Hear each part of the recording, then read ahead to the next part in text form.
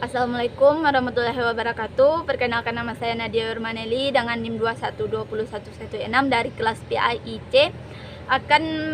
Dalam video ini akan menerangkan dua materi dari mata pelajaran pengembangan kurikulum. Yang pertama ialah komponen-komponen kurikulum. Dalam komponen kurikulum ini terbagi menjadi 4 komponen, yaitu yang pertama ialah komponen tujuan. Tujuan ialah strategi, sasaran atau target yang akan dicapai dalam melakukan suatu kurikulum. Dalam komponen ini dapat diaplikasikan dalam tujuan pembelajaran pada umumnya, yaitu tujuan pembelajaran yang akan dicapai dalam satu semester, dan tujuan pembelajaran khusus, yaitu tujuan pembelajaran yang akan dicapai dalam satu kali tatap muka. Yang kedua ialah komponen isi atau materi. Dalam komponen isi dan materi ini terdapat bahan-bahan yang ada dalam kurikulum yang berisi ilmu pengetahuan, nilai, pengalaman, keterampilan yang akan dikembangkan guna mencapai komponen tujuan yang tadi, yang guna mencapai tujuan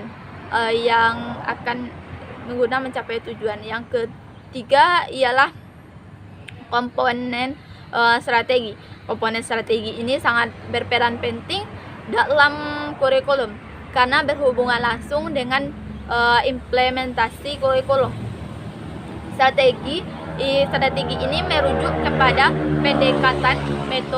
pendekatan dan metode dalam mencapai atau melancarkan proses pembelajaran atau proses dalam mencapai tujuan pendidikan. Yang keempat ialah evaluasi. Komponen evaluasi. Evaluasi ini mengseleksi atau menilai siswa yang berhak lulus atau yang belum berhak lulus. Di mana siswa yang berhak lulus ialah siswa yang mencapai target. Selain dengan mengseleksi, evaluasi juga berfungsi untuk memperbaiki atau memindai kesalahan dalam kurikulum agar mencapai kesempurnaan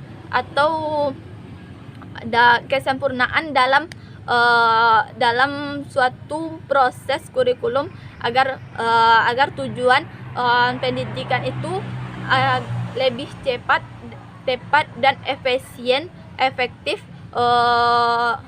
Baiklah, materi kedua ialah prinsip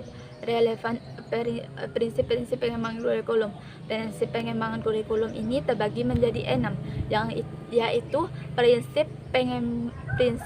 relevansi. Prinsip relevansi itu yaitu pendidikan dikatakan relevansi apabila hasil dari pendidikan tersebut berguna bagi masyarakat. Yang kedua, yang selanjutnya, pendidikan relevansi ini terbagi menjadi 2, yaitu relevansi eksternal dan relevansi internal. Relevansi eksternal ialah isi, tujuan, isi, dan proses pembelajaran dalam kurikulum. Berrelevansi dengan tuntutan masyarakat, kebutuhan masyarakat, dan perkembangan masyarakat. Yang kedua ialah relevansi internal, yaitu kesesuaian komponen-komponen dalam tujuan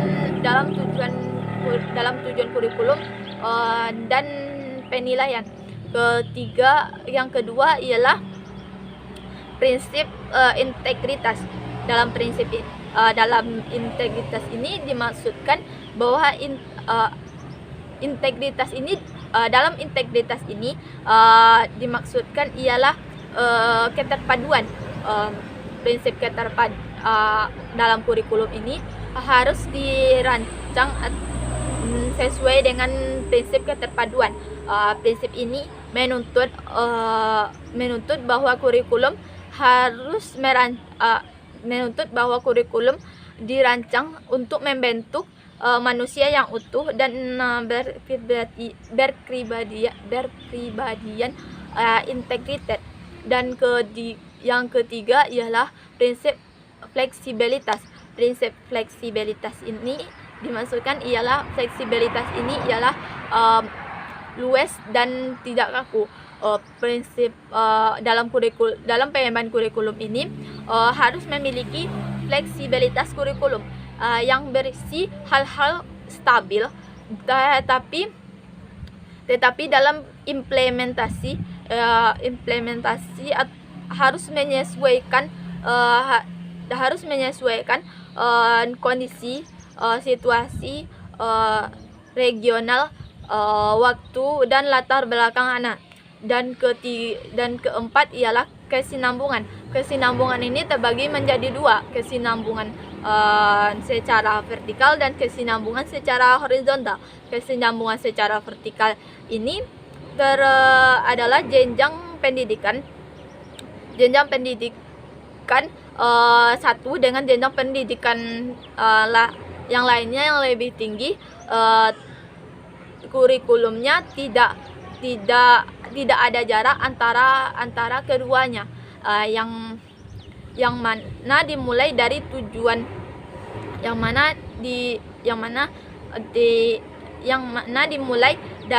tujuan pembelajaran sampai dengan tujuan pendidikan nasional, termasuk dengan komponen-komponen lainnya. Yang kedua ialah kesinambungan secara horizontal. Kesinambungan secara horizontal ini adalah jenjang pendidikan atau tingkat atau kelas tidak terputus dan merupakan keterpaduan dalam pendidikan. Kelima ialah prinsip efisiensi.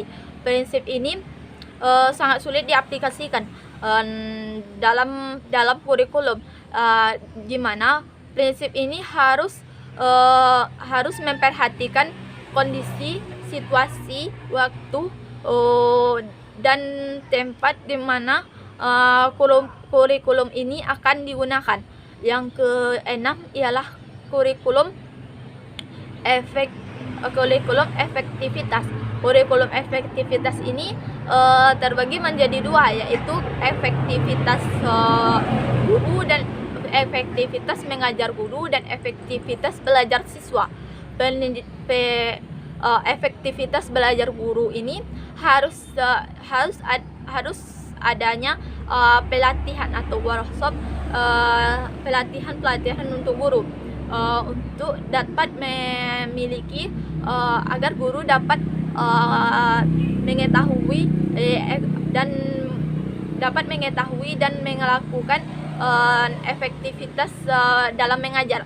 Yang kedua ialah efektivitas belajar siswa, yang mana kurikulum ini dimana disesuaikan dengan kurikulum. Efektivitas siswa ini bersangkutan dengan efektivitas dalam tergantung kepada perkembangan kurikulum dalam materi, tujuan dan proses pembelajarannya ditentukan dalam kurikulum. Efektivitasnya ditentukan dalam kurikulum. Sekian materi dari saya. Kalau ada salah dan kilafnya saya mohon maaf. Saya akhiri. Wabillahi taufiq wal hidayah. Wassalamualaikum warahmatullahi wabarakatuh.